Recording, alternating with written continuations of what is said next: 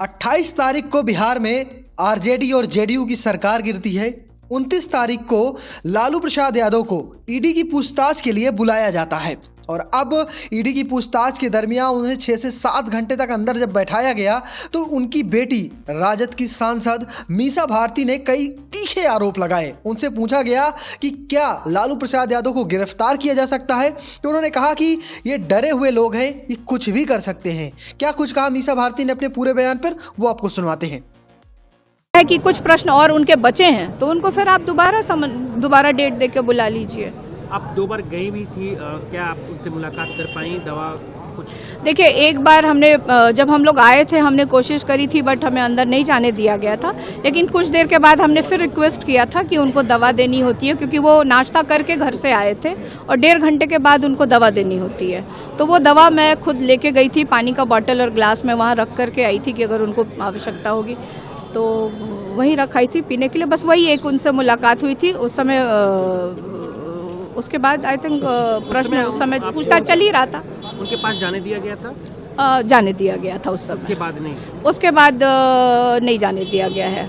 खाना भी भिजवा दिया हमने, खाया नहीं खाया क्योंकि वो कभी भी खुद से खाना नहीं खाते हैं, उनको खाना खिलाना पड़ता है, तो खाना तो खुद से वो खाते नहीं है। और तो अब जब आएंगे तभी पता चल पाएगा कि अंदर क्या था, कैसे था। कुछ आपके वकील या कोई ईडी के वहाँ पे टीम से बात करने की कोशिश की? कब तक? नहीं, कोई तैयार नहीं है, कोई भी ईडी का अफसर बात करने के लिए तैयार नहीं है। हाँ। उनका इंटेंशन क्या लग रहा है आप लोगों को?